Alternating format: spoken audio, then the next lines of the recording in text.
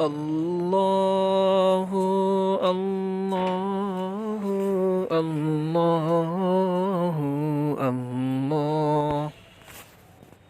الحمد لله رب العالمين والصلاة والسلام على سيد الأنبياء والمرسلين محمد وآله وأصحابه أجمعين، أما بعد فأعوذ بالله من الشيطان الرجيم، بسم الله الرحمن الرحيم.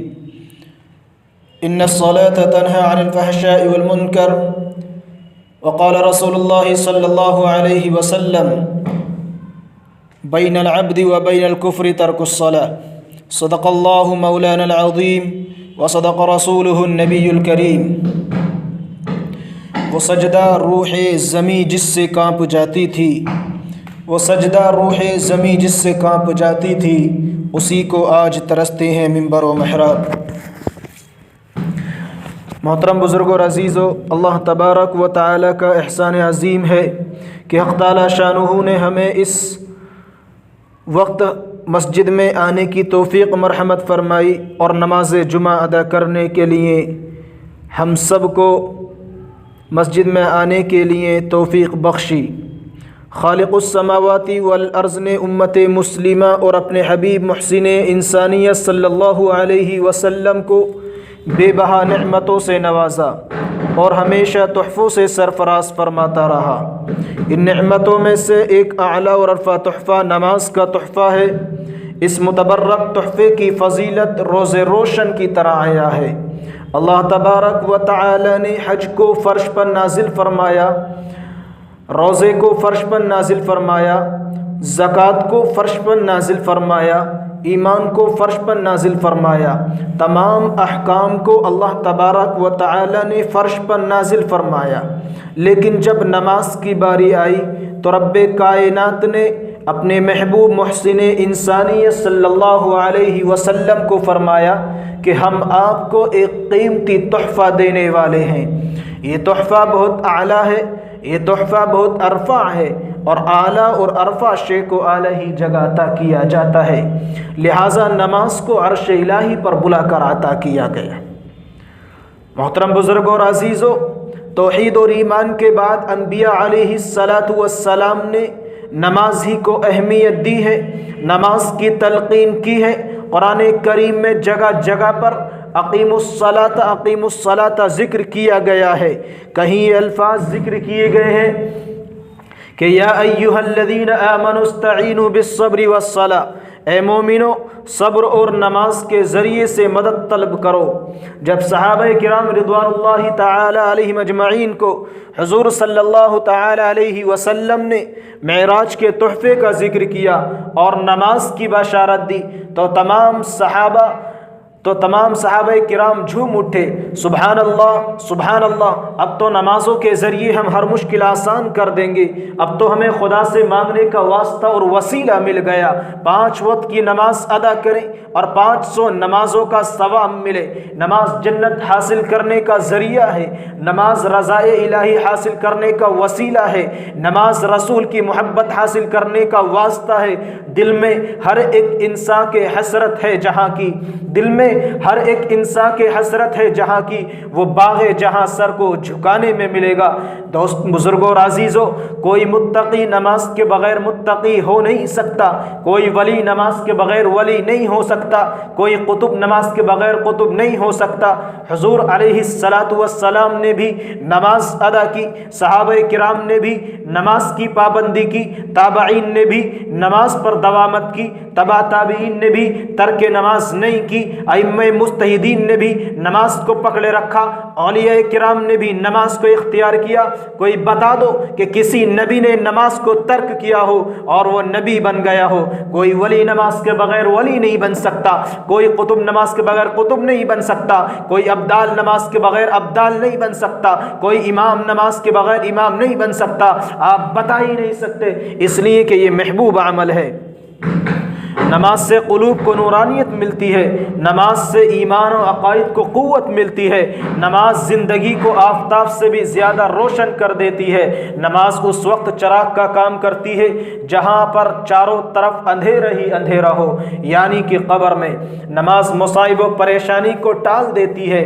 نماز سے انسان افضل اور ارفع ہوتا ہے، کیوں نہ ہو، نماز ہے ہی ایک ایسا تحفہ جس سے شیطان کا منہ کالا ہو جاتا ہے۔ برادران اسلام، نماز ہی سے فیصلہ ہوتا ہے کون متقی، کون شقی، کون انسان، کون شیطان، کون مسلم، کون غیر مسلم۔ یہ امتیاز نماز سے ہی ظاہر ہوتا ہے۔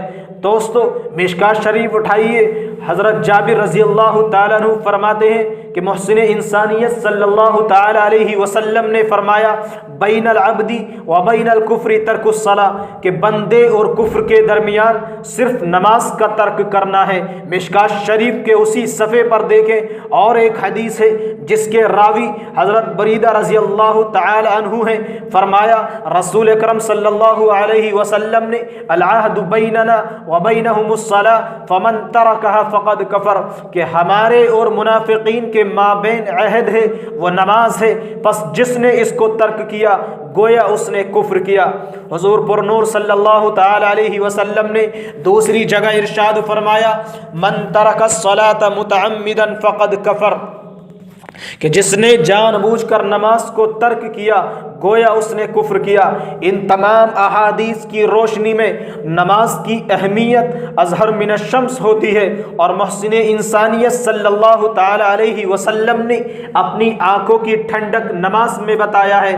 الفاظ یوں ہیں، قرۃ عینی فی الصلاۃ، قرۃ عینی فی الصلاۃ، جب بندہ رب کائنات کے دربار میں اپنا سر خم کرتا ہے تو محسن کائنات کی آنکھوں کو ٹھنڈک محسوس ہوتی ہے، اور تارک الصلاۃ سے، نماز کو چھوڑنے والے سے نبی آخر الزماں صلی اللہ تعالی علیہ وسلم کو تکلیف ہوتی ہے، اور جس نے بھی محسن انسانیت صلی اللہ علیہ وسلم کو تکلیف پہنچائی گویا اس کی دنیا اور آخرت برباد ہے۔ محترم بزرگوں اور عزیزوں، جب بندہ نماز کو ادا کرتا ہے تو حق تعالی شانہ اپنے تمام انوار و برکات کے ساتھ متوجہ ہوتے ہیں، اور بندہ رحمت خداوندی کا محور بن جاتا ہے۔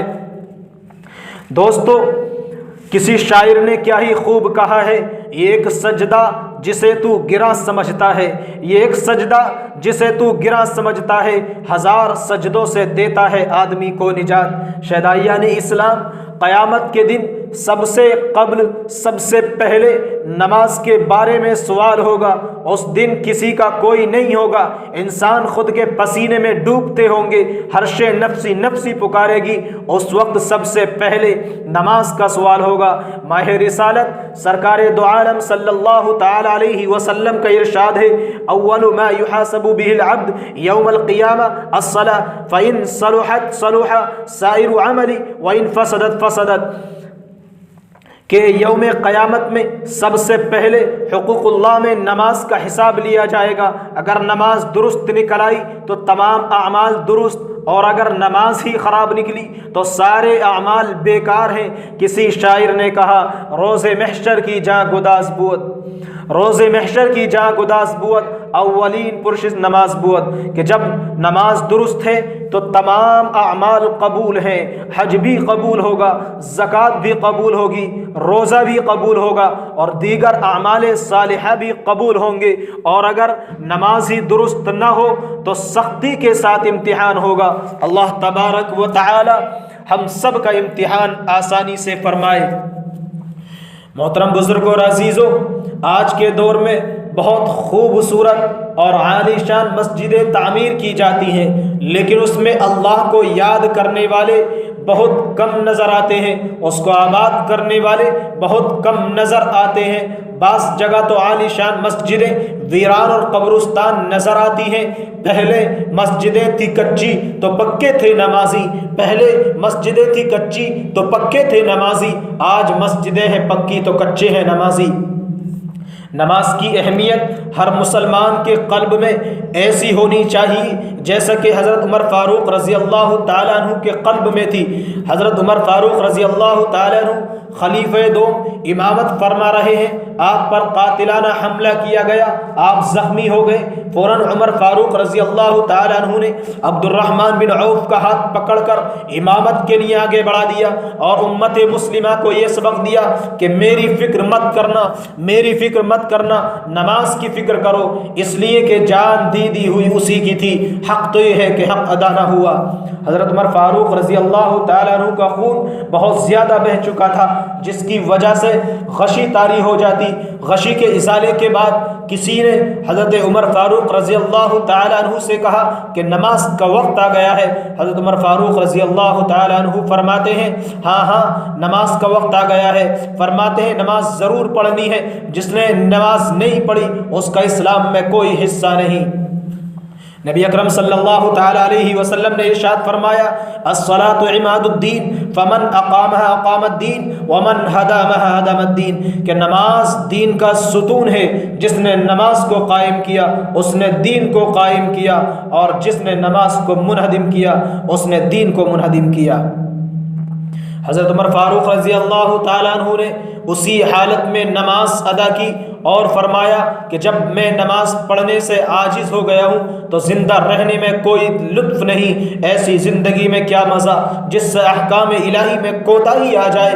کسی شاعر نے کیا ہی خوب کہا ہے، اے طائر لاہوتی اس رزق سے موت اچھی، اے طائر لاہوتی اس رزق سے موت اچھی، جس رزق سے آتی ہو پرواز میں کوتاہی۔ صحابہ کرام کے اندر شوق نماز بہت زیادہ تھا، جس کی بنا پر ان کو رضوان اللہ علیہم اجمعین کا سرٹیفکیٹ ملا۔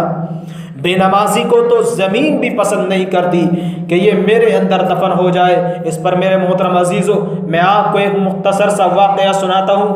حضرت عمر فاروق رضی اللہ تعالی عنہ کے خلافت کا دور ہے۔ ایک بڑیا کا تیل زمین پر گر جاتا ہے تو وہ دربار امیر المومنین میں حاضر ہوتی ہے اور مطالبہ کرتی ہے کہ زمین نے میرا تیل چوس لیا۔ حضرت عمر فاروق رضی اللہ تعالی عنہ نے ایک پرزہ لیتے ہیں، اس پر کچھ لکھتے ہیں اور کہتے ہیں کہ اس پرزے کو اس جگہ پر رکھنا جہاں پر تمہارا تیل گر گیا۔ وہ بڑھیا ایسے ہی کرتی ہے، فوراً زمین پورا تیل اگل دیتی ہے، پورا تیل باہر نکال دیتی ہے۔ تمام لوگ حیرت زدہ ہوتے ہیں کہ یہ کیسا ماجرا ہے۔ اس پرزے کو کھول کر دیکھتے ہیں تو اس میں لکھا ہوا تھا کہ اے زمین اس بڑھیا کا تیل فوراً واپس کر دے، ورنہ میں تجھ میں تیرے اندر ایسے شخص کو دفن کروں گا جو تاریک صلاۃ ہوگا، نماز کو چھوڑنے والا ہوگا۔